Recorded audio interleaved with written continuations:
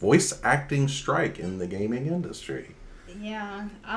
This is kind of, it's not something that you really think about when you think about video games, for these voice actors to be possibly having a hard time. But apparently they're not getting paid very well. Well, I mean, they get paid well, but they're asking basically for stunt pay.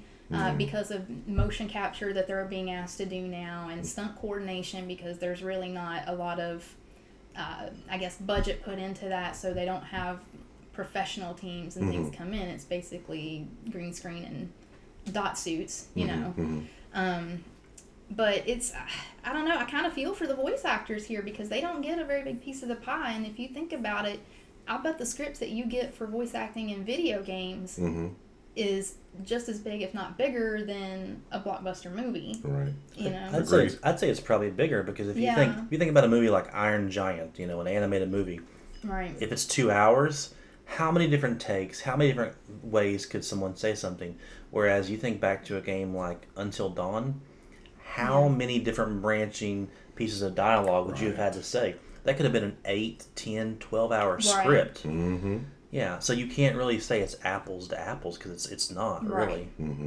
I'd be curious to see the numbers between movie and TV show voice actors, how much they get paid versus how much game. It's not the same.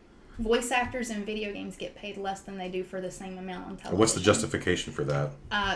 Just because they're unknowns, relatively? Well, nobody's really looked at the video game industry that way before, because, I mean, we're longtime gamers. We know with a history of voice acting in video games, it's not been the best. It's been, you know, it's somebody in a booth yelling and playing 5 different parts. Right. You know, it's always this.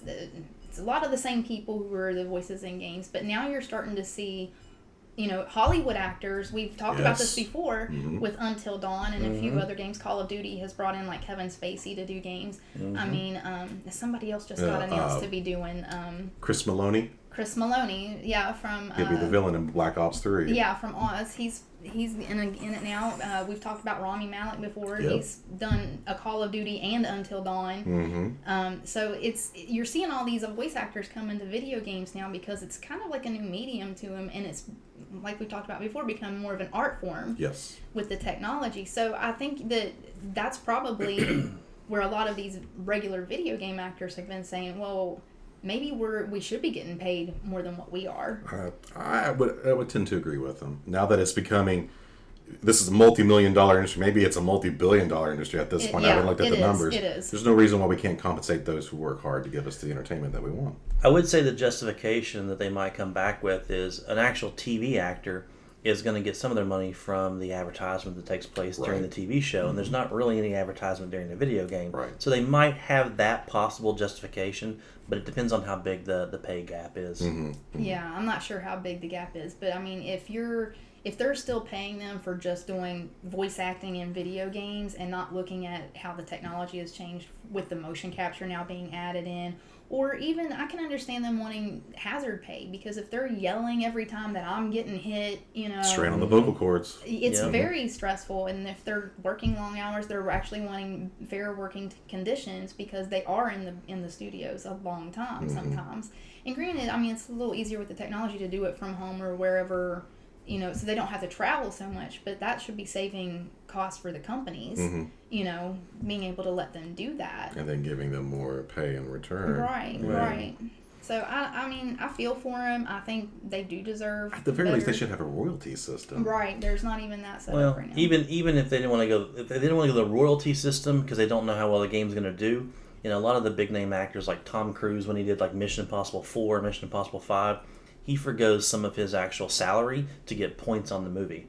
So if the movie does so good, he gets like 5% of that. Maybe that might be an incentive to say, if your acting is good, if the story is good, you also profit just like we do. I think that's reasonable. I don't know why they don't already do that. Hopefully they will move in that direction. I think it's only fair. But now with all that, and if they do, I think they have until October 5th or 6th to vote on whether or not they're actually going to strike. This is the Voice Actors Union. So real soon, next week. So Monday, Tuesday, they should have voted on it, and we should hear something. But what does that mean for the video game industry if they do strike? That I mean, That will be interesting. Yeah. What I guess about we'll games see. that are currently in production? Are they Yeah. going to be delayed because they can't Very possible. get a voice actor? Just Are they like just going to the switch actors? Or writer's strike of when was that? Was it 2007, 2008? I think around that area, yeah. With the TV Heroes shows. got really my show Heroes got messed up because of that writer's strike. Right. But it's Breaking back Bad that way. got messed up. That's why it only had 6 episodes its first season. It was supposed to be like 13 episodes. So Did not know that. Yeah, I Yeah. didn't know that one All either. right. Well, hopefully it won't come to a strike. Hopefully they'll reach some kind of agreement. I'm gonna see if I can find it again real quick. But I think big name publishers like Activision and Electronic Arts are the ones that are really pushing back against the increased pay and. I would look back at I would try to look as a model like what Andy Serkis makes for doing like King Kong and Planet all of the Apes Planet of the Apes did. movie, because he may do his voice, but Or he is Doug Jones even, because he does some of the other ones, the Hollywood creatures. He was in Hellboy.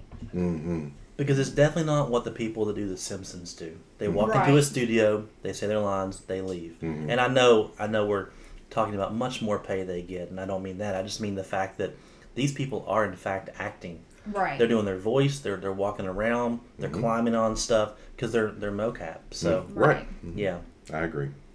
But Well, it's like it's kind of goes back to like The Simpsons. What if they lost? I think I heard somebody talk about this before. But what if you lose one of your big voice actors who is well known in a voice? Like if Marcus Phoenix wasn't, who he is, John DiMaggio, then it wouldn't be Marcus Phoenix to me anymore. Right.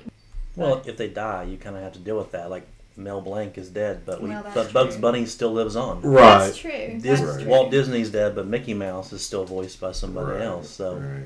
Yeah, but then But- you're starting that search for somebody who matches the voice well. Sure. All right,